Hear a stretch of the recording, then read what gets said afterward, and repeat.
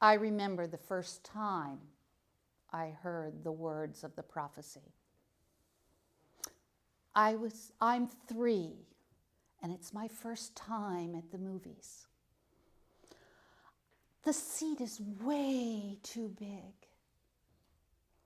and the red velvet upholstery scratches the backs of my legs as I sit in my best dress with my legs stuck straight out in front of me. The lights dim and the images start to move. And as the story opens, though I do not grasp it then, I see my future. Mirror, mirror on the wall, who's the fairest of us all? You, my queen, have a beauty quite rare, but little Snow White is 1,000 times more fair. A few short scenes later, I watch horrified, grasping my mother's arm for comfort, as the beautiful queen turns into a hag.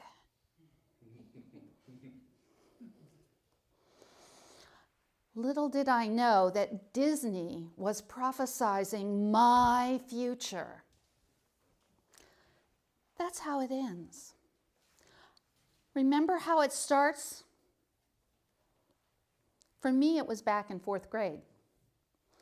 They sent home permission slips to our mothers. No one's mother would dare not sign, because then it would be up to her to have that conversation. The boys got to go off to the gym to play basketball. The lights dimmed. The images started to move. In my case, it was an animated film by Disney. And to the sounds and sights of Fantasia, I learned what was soon to happen to my body. They told us then, but no one tells us now. No one drags us into a room when we're 38 or 40 and says, pretty soon this is going to happen to you. No one tells us. No one will say the word menopause. Even my doctor just hinted at it. Not yet, still fertile. Notice anything different? You know, if you're bothered by it, we have a pill for that. He never said the word menopause. We are unsupported in this day and age where we're so far removed from our elders in this transition. Our bodies change. We don't know what's going on. When we first have our period, they say to us, now you are a woman. But now, if not a woman, what are we? Who are we? And in the backs of our minds, Snow White and the Little Mermaid and Cinderella whisper, a hag. It's scary. Our bodies are doing things we don't expect. Odd symptoms, heart palpitations, hot flashes, brittle bones. It feels like we have an alien invader inside of us. We don't know what to expect. But what if? What if we took another look and looked at some of those who've gone on and done amazing and marvelous things after menopause? Diana Nyad. She was the first person, man or woman, to swim from Cuba to Florida. She did it at the age of 64. Elizabeth Warren, her breakout political career came at the age of 58 when she was appointed chair of the Congressional Oversight Committee. One of America's most famous painters, Grandma Moses never painted anything but the outside of a barn until she was 76. And Laura Ingalls Wilder, her famous Little House series started to be written when she was 64. What did these women know that we don't know? And why are we so scared that there will be no life after menopause? As young girls, before puberty, the world is open to us. We can dream big, live in our imaginations, explore our options. My generation, we destroyed the triumvirate of nurse, teacher, and secretary. We thought we could be anything we ever wanted to be. We could reach for the stars as we shot Sally Ride into space. We thought we could have it all. And yet, we found that we couldn't. Our bodies ache to be a mother. It's what we're designed for. And if we didn't do it, then who would? There would be no next generation of humans. So for us, there's a choice. Can we combine family and career? For many of us, the answer is no. We don't have enough hours in the day or gas in our tanks to be the person who can do it all. And so we make a choice. And for many of us, our children are our choice. And that's a good thing. And then along comes menopause. Estrogen recedes, and we awaken as if from a decades-long dream.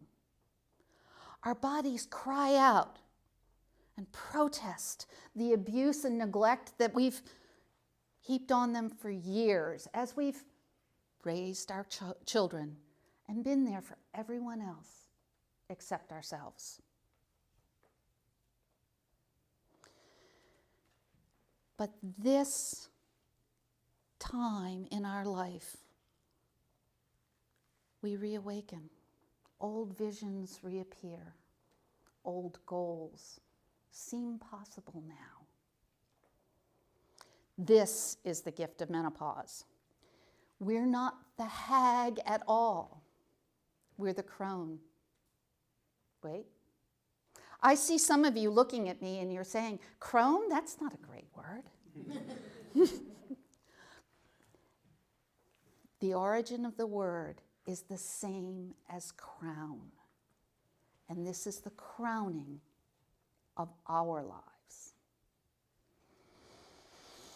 If we can throw off the fear of obsolescence, if we can shatter the mirror that holds that vision and look to our possibilities, we have an opportunity. We have the gift.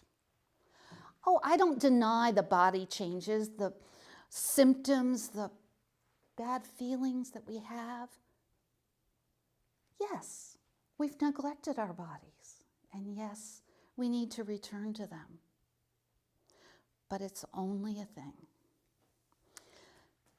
Beneath the cries of our bodies, listen for the whispers of your heart and soul.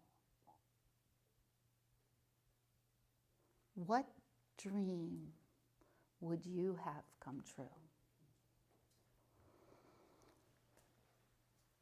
An old childhood dream or a passion maybe discovered throughout your life that you never had enough time to attend to? Would you be an artist, a scientist? Would you write a book or travel the world? What adventure would be yours? Don't believe this could happen to you?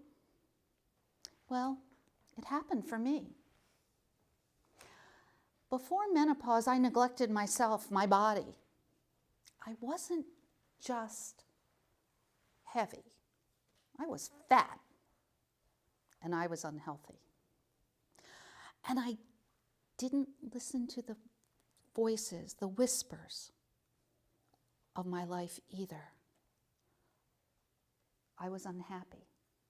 I was unfulfilled. Before menopause, I hadn't written one book. Now I'm writing 5. I'd never been to Scotland, never kayaked down a whitewater river, never ran a marathon. I've done all those things. But more than that, I'm happy. And I love my life.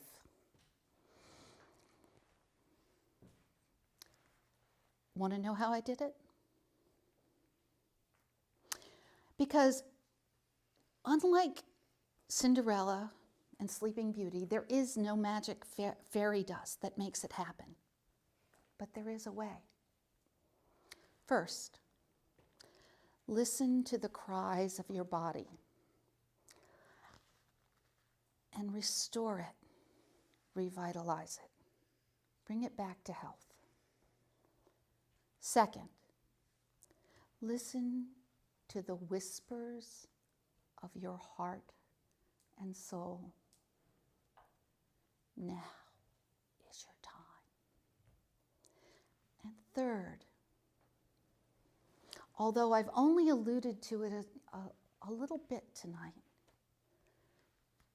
ask. Ask for the support and the help of a guide, someone who's been there before and can help you on your way. Remember, menopause is a gift, and now is your time.